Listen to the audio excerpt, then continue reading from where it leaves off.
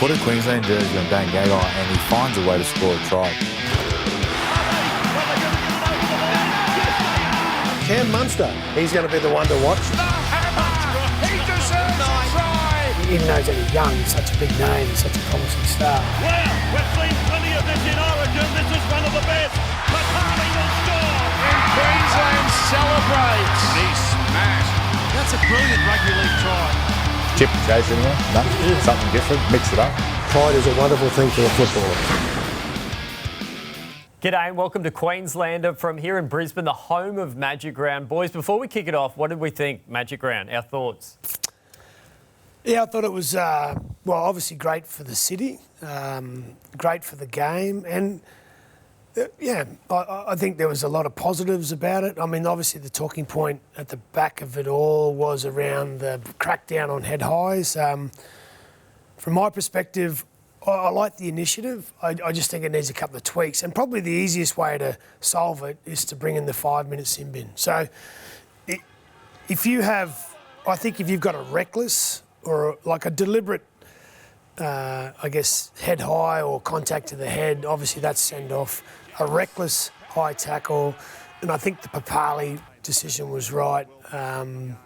Was it Josh Maguire that hit Pappenhausen? No, it was the centre. So I just think the really bad ones obviously send off, but the reckless ones, I think it's a 10-minute. But then the ones that are borderline accidental / couldn't do much to change the outcome of the tackle, for me I think we can solve that with a 5-minute bin. That's my view. Yeah, I just didn't think it was the right time to be searching for a level of perfection. We often argue whether it exactly exists or not, but on a weekend where everyone was coming to town, it was an outstanding promotion for Rugby League, and I think everything about it was in the positive, all except for the amount of stoppages there were that way. The crowd started to boo the more that it happened, and I know that the bosses of the game, they're in a tough position. They're trying to clean it up, but I think it might be a much better idea to start at the beginning of the season and just take it, because the further the year goes, the less that will happen. Yeah, one of the things I would sort of defend the NRL on is that people aren't privy to the information or the data that they get around participation, grassroots, what people think of the elite game. So we form an opinion based on what we see and what we've known, but what I know for a fact, when they sit in the boardrooms and they look at the data around participation in our game, they need to react to that. And they did, and I agree maybe the weekend just gone wasn't the time to do it, but they've gone hard, and it's all we've talked about all weekend. And I think it will change players' behaviours, but at the same time, I just think there needs to be a little bit of a tweak so that 4 weeks' time we're not still talking about the same stuff. Is it an issue though, Lockie? Players tackle high because there's no reward for tackling low. Like if I tackle you low, I'm going to get penalised for slowing the ball down. Is there wiggle room there? Say, give them a half a second longer, because then I'll try and tackle you lower, because a lot of these cases, they're not trying to hit you in the head, but that's how they're taught to tackle? No, well, look, back in the day, could attest to this, back in the day, you were taught to tackle, bend your back, get your shoulder in below the ball, and that was a copybook tackle. I mean, Tony Carroll was the greatest example of that, but these days they're not. One-on-one tackles are not rewarded at all. So, there's no incentive for them to bend their back, get under the football and try and drive them back.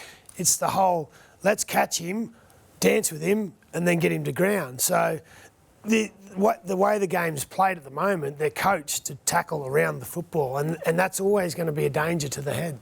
Yeah, I agree, Lockie, 100% there. There is little reward for the best tacklers in the game, and every time we attend a training session, that's exactly it. They're going in, they're practising the 3-man tackle. First one in, second one in, third one. They hit the ground, first off, second off, third off, just taking their time, making sure that they slow down the play as much as possible. And that's become a part of the game that everybody believes is just going to stay there. When we start to penalise it heavily, then everyone gets a little bit angry and says there's too many penalties. It's in. Is it here to stay? Well, I guess only time will tell. But if you can reward the players for the best tackle in the game, the one that looks best and doesn't create any damage to the head, I think those guys have got to have a pat on the back, and their tackles need to be rewarded. Yeah, well, let's start talking clubland footy. The Titans now. When does Justin Holbrook start to come under a bit of pressure? Because they've probably failed to live up to expectations. They're sitting outside the 8, heading into the halfway mark of the season. I think the next month is pretty critical for the Titans. Yeah, look, I don't think Justin's under pressure right now. I just think, yes, there was expectations early in the season. They haven't lived up to that, and they've been probably disappointed. But I think the next 4 weeks, if, it's not about winning every weekend. It's just about coming out and playing well, and playing with commitment and playing with execution. If they do that next month, then I don't think there's an issue. But, it can easily snowball out of control in terms of confidence, with the playing group, and confidence with the coaching staff. When you've got external pressures coming in from all sorts of places and then not being able to perform on the day, that's when it gets a bit scary for a coach. But I don't think that the pressure's there right now. 4 wins, 6 losses doesn't sound all that good, but they are effectively the best Queensland team in operation at the moment. So we've got to be quite happy with their performances. They've won as many games as the team that's currently sitting in 8th spot on the ladder. So they could be sitting there, which would make them feel pretty happy with themselves at the moment. But I think everybody agrees that they're a little bit better team than they're currently displaying at the moment. They do have quite a few injuries, so perhaps by the time that they get over those, everything will start to right itself. But, they did have a pretty good start to the season, but it's just dropped away a little bit. Well, they played Penrith, who at the moment no one can beat. Yeah. And they had, how long did they play with 12 men? There was a big chunk of the game when Herman went off. Yeah. It was a long time anyway. So look, I know the scoreline reads bad, but Penrith is such a good team at the moment. The Titans, they're not. I don't think they're happy with where they're at, but I don't think it's that far away either. And defence is clearly an issue for them. They're leaking way too many points. Well, look at the game when they played the Broncos a few weeks ago. They're up 22-0 and they lost it from there. And then when they played the Tigers the next week, they won the game, but they should have won by a much bigger margin than they did. They let the Tigers in, and once the Tigers got a roll on, it just became a snowball effect. So they need to if you analyse their game, they just need to be able to know that when they get scored against, that's the time they're going to be challenged, and they need to turn that part of their game around. Yeah. Their best performances, you're right, Lockie, are when things aren't going right for them. They tend to let a couple of tries in a row, not just have a try scored against them, and then they respond by scoring a try and increasing the value of their defence. So consistency is a little bit of an issue for them, but they are the highest rating Queensland team at the moment. So equal with the Cowboys, Equal with the Cowboys. Got to go into bat for my Cowboys. Yep. But where are they deficient player-wise? Like, if you were to recruit at that club, what would you look to try and bring in, improve, tinker a bit? Look, I've seen it. I've seen it firsthand. With the Bronx at times, and I've seen it with other clubs. That, when a team struggles with something going against them, and they let in a few tries, after that, for me, it's a leadership thing, right? So, and a leadership in the key positions on the field. So, like they have got AJ Brimson at fullback. He's a good player, but he's still pretty young. Fogarty, I think he's a game managing halfback, but he's still a rookie as well. Yep. And then they've had injuries with Ash Taylor and Tanner Boyd. He's a rookie. So I just think if you look at the better teams in the competition, there's sort of one key player in that spine that has leadership and knows how to manage a game. And I think the Titans are very similar to the Broncos in that regard. They're lacking that. Yeah, they've shown some good strength in the forwards at different occasions throughout the course of the year, and been very impressive some weeks, a little disappointing the others, but their key positions I think everybody likes to be able to cash in the 1, 6, 7 and 9, probably improve those a little bit. I think 5'8" and centre in particular has been their problem area at the moment, but they're probably one game away from producing their best and impressing everybody throughout that 80 minutes. But it's the consistency, being able to do that week after week, that is a necessity for them. And Tino's been an outstanding buy, but Lockie, I think you talk about leadership. Jai Arrow was a leader of that team last year, and you took him out, and it probably creates a bigger hole than you first thought. Yeah, well, Tino comes into the team who's a bright prospect, a very good player for his age and experience, and Favita wasn't there either on the weekend, but they're two impact players that bring something to your team, but they don't necessarily bring leadership yet. They're not old enough for that. So Jai Arrow was he'd played, I think he's played over 100 games in the NRL, and take him out of that team. You lose a good player, but B, you lose someone that's got some leadership qualities. Yeah, and Tino last week, I think that was a game that I noticed. He looked like he was on the ropes several times throughout the course of the match. He was tired, he was shattered, he had nothing left yet. He was expected to do a little bit more, so he's going to need a little bit of help. One man doesn't, become the backbone of a team. And what about the Broncos, Lockie? Talks interested maybe in Nico Hines from the Melbourne Storm. Is he a fullback? Is he a 5'8"? Where's he best suited? Well, the history on him is he's a 5'8" in his younger days, but look, I'm just speaking from a commentator's perspective. What would you know about playing fullback at 5'8"? Switch it. I'm just speaking from a commentator's perspective. I think he's a good fullback. Yeah. I'm not saying he would be a bad 5'8", but I just think, he reads the game well. What I like about his skill set is he can pass and he can kick. Yep. And that, I think that's important in an NRL team. If you want to be one of the good ones, I think having a pass and a kick out the back is important. So, it's always, I think it's always a little bit of a risk buying someone from the Melbourne Storm because they don't let good players go. No, they don't let them go. I mean, obviously the cap, forces them out, but they've been coached by Craig, and Craig gets the best out of every individual. So. If you're buying some from the Melbourne Storm, sometimes they go to another club, and it's very rarely that they do as well as they did at that new club. Yeah, that's for sure. And I think you were there for that first game that he played up the Sunshine Coast, where we saw him. He played on the left wing that game, and he was absolutely outstanding for a guy that didn't have a lot of first-grade experience. Seen him play at fullback, and he seems to fit into position quite well. But I agree with Lockie. When they do that at the Melbourne Storm, you could probably put a kid from under 14s in there, and he would look outstanding if he knew exactly what the plays were and where he had to run. They are just such a clever team, but it's been good to watch the way that he's developed and started to play stronger each and every week, and I think he has an outstanding future in the there's no doubt he's got some talent, and I think being in the Storm system, he's learned how to be disciplined. So there's some good things to like about him. Yeah, he's a good story too, because he was playing footy in the Central Coast, was unwanted, took a year off, went and played for the Mackay Cutters in Queensland, had no team. The Storm noticed him, played for the Falcons, and then Storm potentially somewhere else next year. But if they do get him, potentially 1 or 6 at the Broncos, Lockie, Adam Reynolds already at 7, Jake Turpin's the long-term hooker. Would that be the makings of a good spine going forward? Because that's been the issue. Yeah, look, I think Adam Reynolds makes a huge difference, right? Because he's in the most key position on the field at halfback.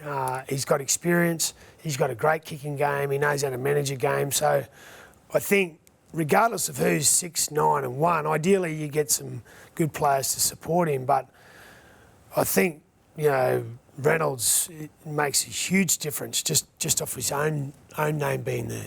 Yeah, Adam can make him look a lot better. And then, of course, as clever as they can look, that's only going to be if there's a little bit of control up front. And the forwards are working to give them a good field position and good time and space. But I'm actually really looking forward to Reynolds, just to see how he will improve the talents and skills of the players around him.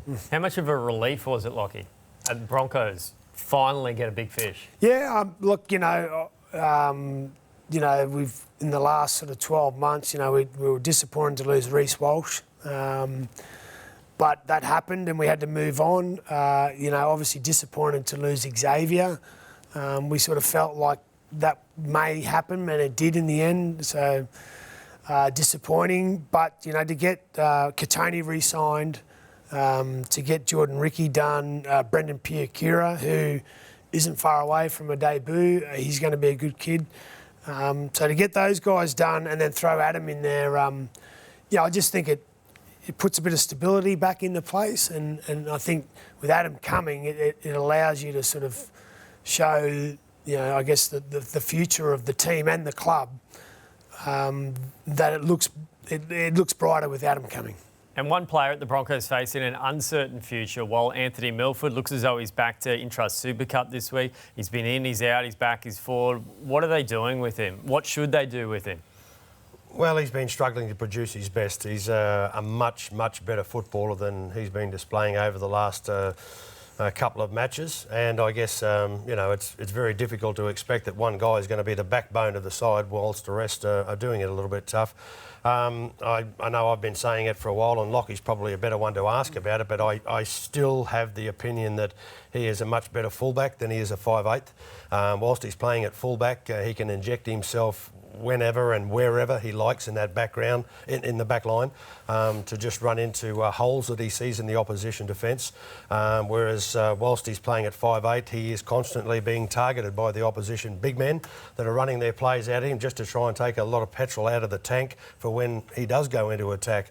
So, I could well be wrong, but he just appears to be absolutely out of gas by the time that the Broncos get to about the halfway mark in the game. He looks like he's done 15 rounds with a champ and is really struggling to stay up. And, I know he's not the only player in Brisbane. They've all been tired consistently throughout the course of the game. But in his earlier days, watching him play at fullback, whenever the defensive line was on, he was back there. He wasn't getting called upon time after time after time to come up and make a tackle on one of the bigger, more powerful forwards in the opposition. So perhaps he'd be able to do it. There's no guarantee that is right, but in a pretty tough year for Milf, he's probably found himself with absolutely no gas in the tank.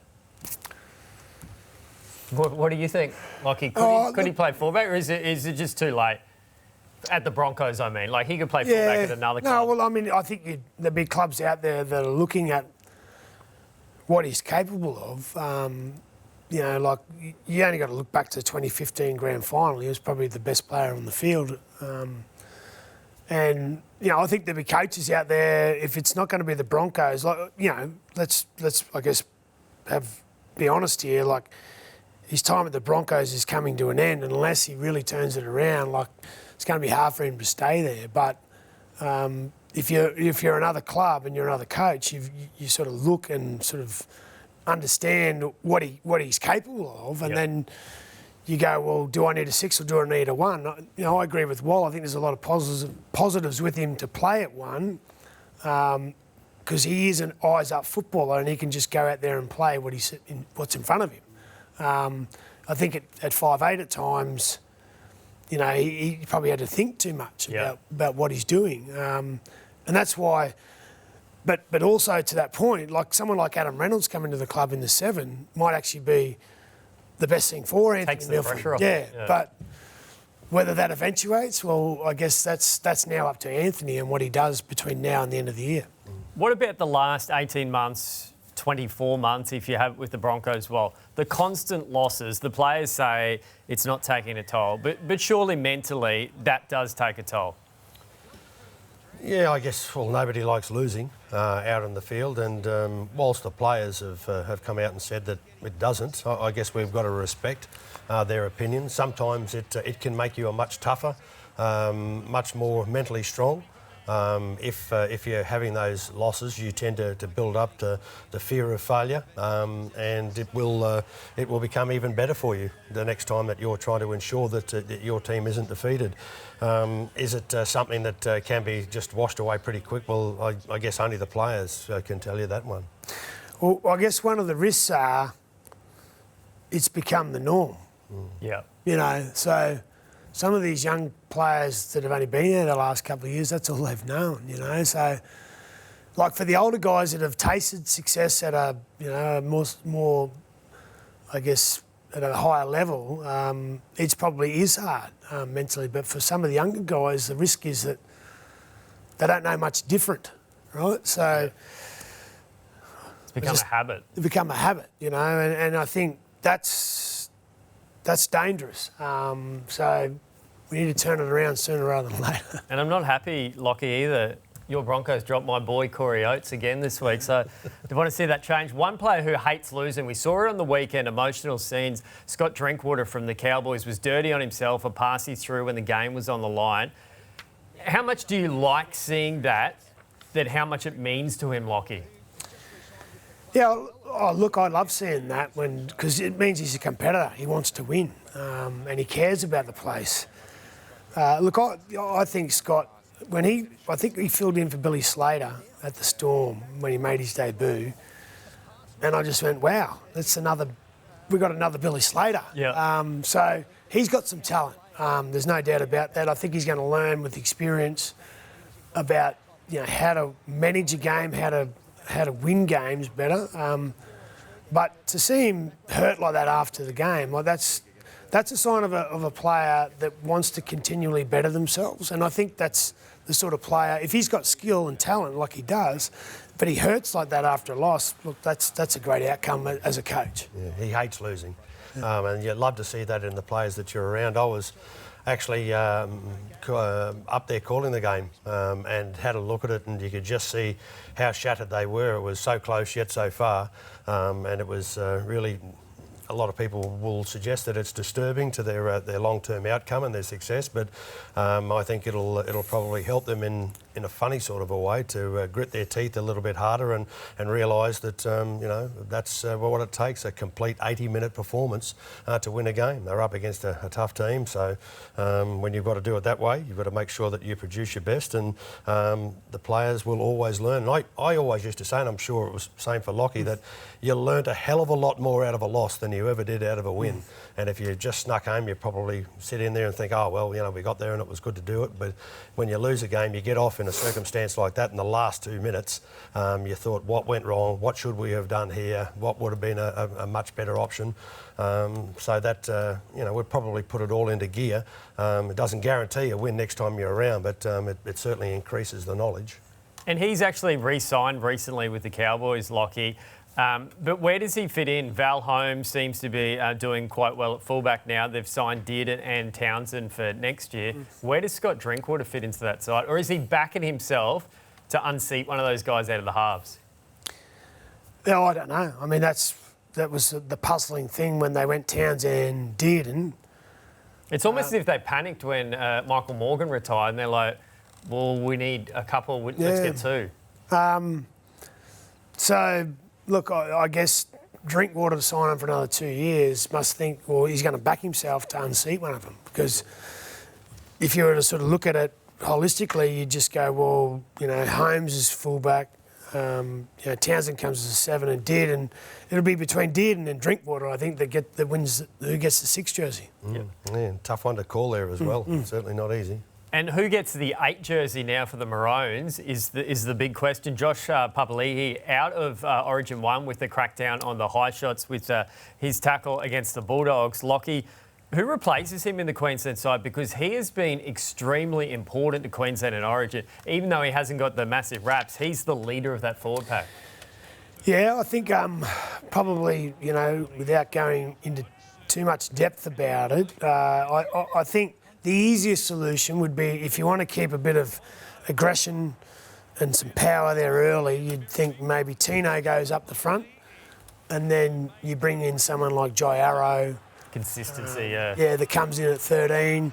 Or, you know, you got Capewell there. He plays on the edge, but he could play at 13. So there's options there. But sure, yeah, he's a big loss because, you know, the one thing he does is he brings that impact early, but he can play long minutes. So, you know, so huge loss for game 1, but it is what it is. We've got to move on. We've got to make do, and the guy gets the opportunity. I'm sure he'll relish it. Too much depth, I like that. There's a selector's comment there that's telling us to mind our own business, Adam. I agree with Lockie. There's, a couple of the decisions that are going to be quite important ones. We're just going to have to wait, basically, to see who is available, who can be there. Tino, yep, I can see him playing up front, although he's probably just lacking a little bit in weight. Although now it's such an open, entertaining game, it doesn't really matter to a lot of people.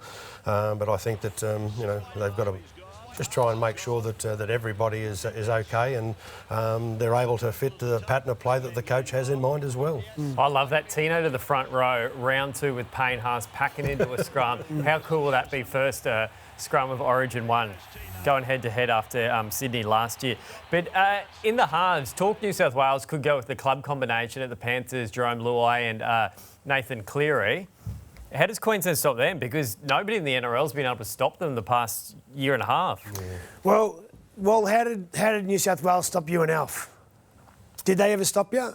They certainly restricted us on quite a few occasions, so it's able to be done. There's no doubt about that. And you've got to also remember they're not playing with an entire Panthers team. Yeah, it's not the same team. Yeah, all the guys, and I'm sure that there's a lot of other Panthers players, the fullback, the centres that make half and 5'8" look pretty good. So it'll be interesting to see how they pick it, but they are playing pretty well at the moment. I've loved watching them play over the last couple of weeks. Well, let me rephrase the question again. What is different between club and Origin? In your experience, what was the difference? Yeah, well, they're just going to find that there's it won't be exactly the same pattern of play that you're playing in club football. You're going out there, you're working with a group of guys that you haven't been alongside throughout the course of the season, and you're able to call on a number of those guys to basically support your play a lot better. And what I mean by that is just to ensure that they take a completely different game plan and are able to quite comfortably put that into play without ever folding, when you know that you're not playing for your club, you're playing for your state, and you're playing for a fair bit of pride as well. I think the biggest difference between club and Origin is time. You have much less time when you go into an Origin arena. The intensity's there for 80 minutes, and the time as a playmaker gets taken away from you, and that's the key for I think Queensland going into that. It's about giving them a different environment that they're used to. At the moment, they're used to shooting the lights out at clubland, and they've been doing it so well, and they're playing with confidence. And Nathan Cleary, I think, is probably the best player in the game at the moment. Yeah. So for me, it's about sustained 80 minutes of just taking their time away. It's easier said than done. Yeah, and when he calls the pattern of play, whatever moves on at the start of it, Lockie, he's able to just turn around and look and try and work out who he's going to give the ball to on the third or the fourth tackle. He knows what the plays are going to be up front, and he's able to rely on his teammates at Penrith, and he does so with monotonous regularity, and they've been quite successful at it. And the Queensland halves, pretty good. If I'm going to war, DCE and Cameron Munster, pretty good halves. Like, they lost last year, and already they're telling us how much better their halves are going to be this year. Yeah, well, I think DCE's playing some good footy. Munster just being rested perfectly Munster's been rested. Yeah, we're getting. He's. I think first up from a spell, I think his record's good. So, look, they're a great halves pairing as well. They complement each other, and so does the Cleary Luai, if they go that way. Cleary's the game manager and Luai's the X factor, and it's the same with Queensland with the 7 directing the traffic, and then the X factor with Munster. So look, the thing I know about Origin is between now and when Origin comes, things will change again for whatever reason, whether it's injury or suspension, but can't wait. Yeah, definitely can't wait. I think only 3 weeks or so to go until the Origin Series kicks off in Melbourne, and you catch all the lead-up and Game 1 live and free right here on Channel 9.